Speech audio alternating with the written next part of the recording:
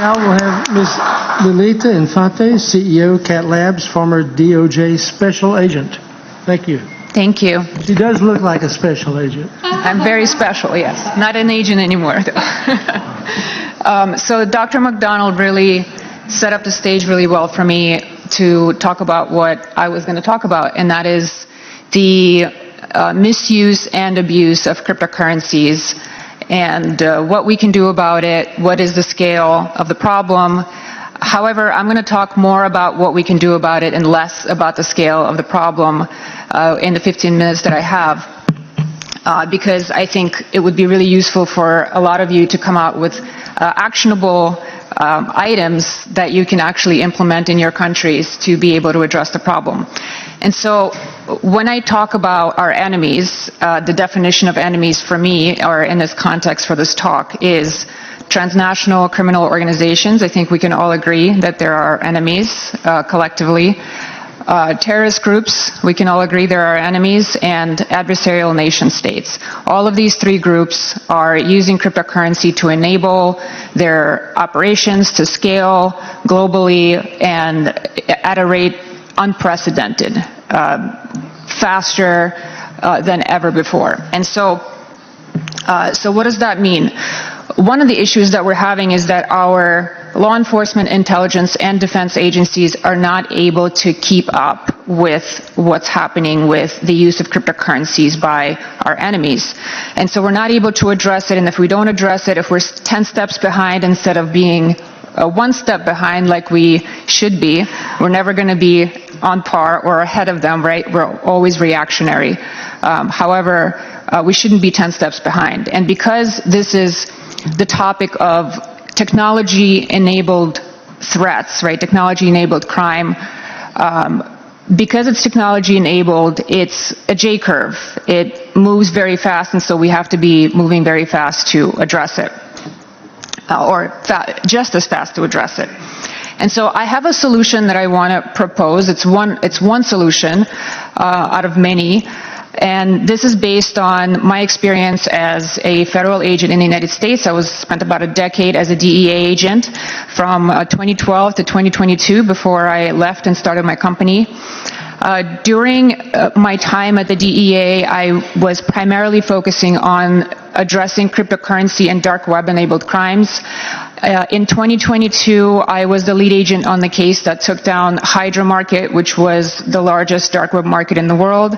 It accounted for about 80% of all cryptocurrency transactions on the dark web, and it was a $5 billion marketplace, and it was also the largest cryptocurrency laundering operation as well. It had a very, very sophisticated laundering infrastructure that was being used not only by drug traffickers that were using the market to buy and sell drugs, but also by other types of criminals that needed to launder money, right? They would send the money to Hydra Market, and then it would come out the other end, and the chain of transactions would be broken.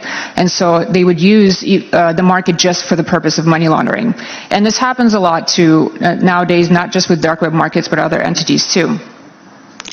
And so when I took down Hydra, this was around 2022, and at this time, when I first started, primarily cryptocurrency was a kind of a very niche area, or the criminal use of cryptocurrency was a very niche area that I was focusing on in the very early days. So it was primarily dark web, drug trafficking on the dark web, or a little bit of cybercrime here and there. Nothing crazy, but I was kind of doing this new, cool, innovative thing, creating policy for my agency. Created the first DEA cyber crypto task force as well.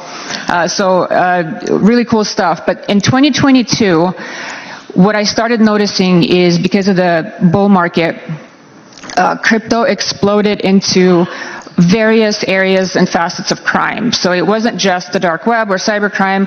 Now drug cartels were using it, terrorist groups were using it, to the point where I had agents in my agency that would come to me many, many times and say, Lily, you're the crypto expert.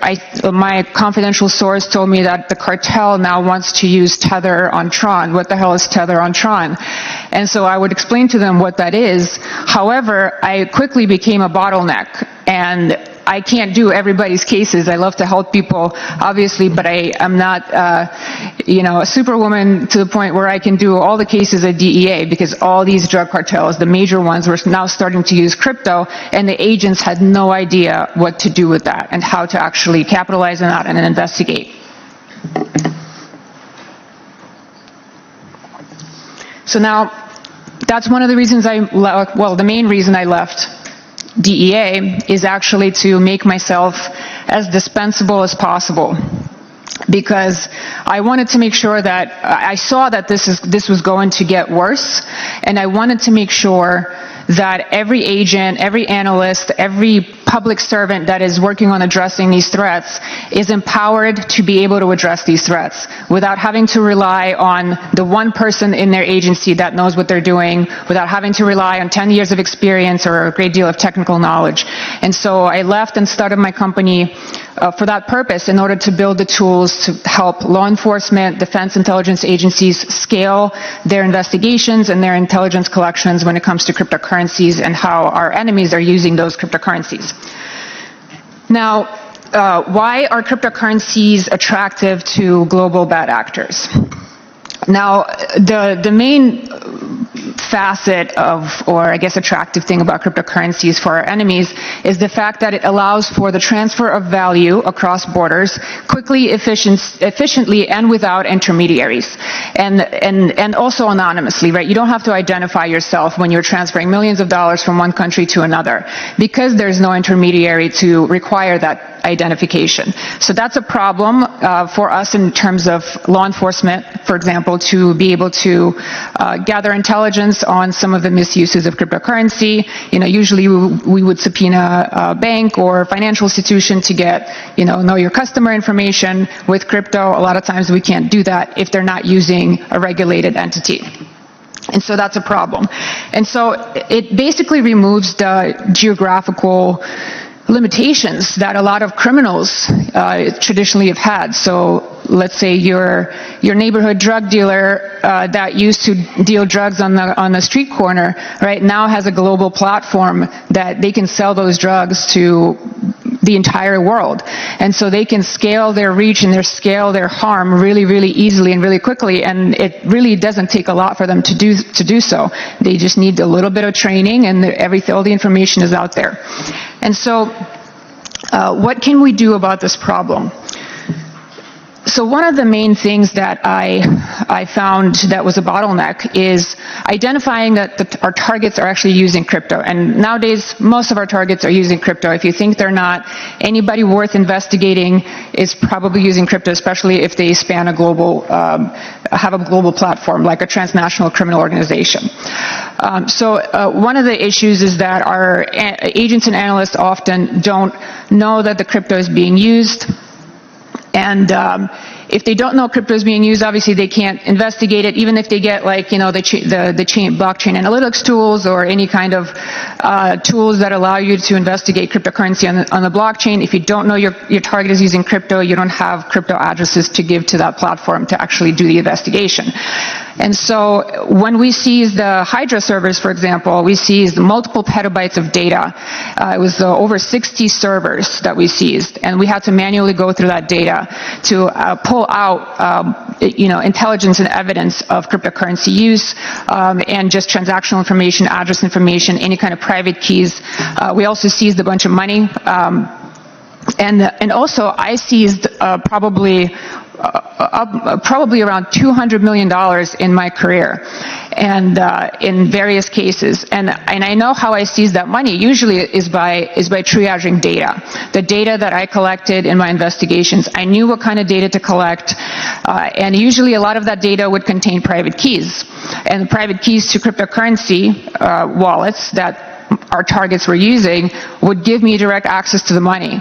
And so if I seize a phone, if I seize a laptop, if I seize somebody's Google Drive or iCloud, I'm going to have, very, very likely, I'm going to have access to the money because there's going to be private keys in there somewhere. And so that is basically one of the best ways for me to have seized all of those millions as an agent. And so the government definitely had a great return on investment on me, right, on paying my salary and the amount of money I was able to recover for the government.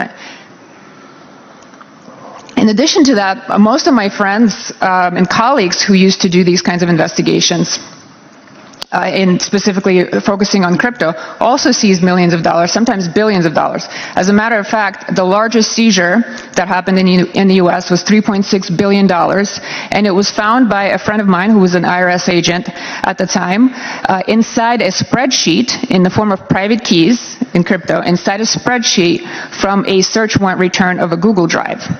So, and this is, I was doing that all day, every day, just search warrants on Google Drives. I know my target is using Gmail, which a lot of them are, search warrant on Google Drive. I know my target is using iPhone, search warrant on iCloud. You get the pictures, you get those screenshots of seed phrases and private keys, you actually get seizable assets. So now your data is money. This is the first time where your data is money. So what can you do to maximize seizures? Because I wasn't special, and neither were our friends, right? We weren't just like super smart and now we're seizing all these millions. No, it was because we're focusing on crypto, and crypto investigations or crypto-enabled investigations allow us a lot more opportunity to actually find and seize digital assets than ever before. And if you know what you're doing. So in terms of actionable things that we can do or you can do in order to basically make yourself illicit finance, illicit money seizing machine in terms of your law enforcement agencies in your countries is institute policy to make sure that every piece of digital data that's collected by your law enforcement agencies, intel and defense agencies, is automatically and as early as possible upon acquisition scanned for digital assets, particularly private keys, right? You need to do that for two reasons. Number one is obviously you want to maximize seizures. You want to disrupt these criminal organizations, take away their money, take away their power. So maximize seizures, but also you want to secure any private keys that may actually live within that data.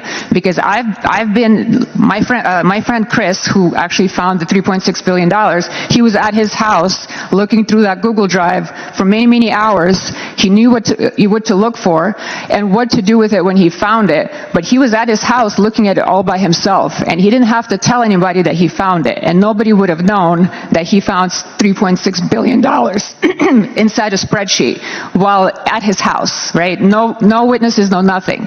So it's really important that your agencies know when there are private keys in their data that they collect, and there are a lot of private keys because I've found countless of private keys, seed phrases within various types of data sets that I was collecting.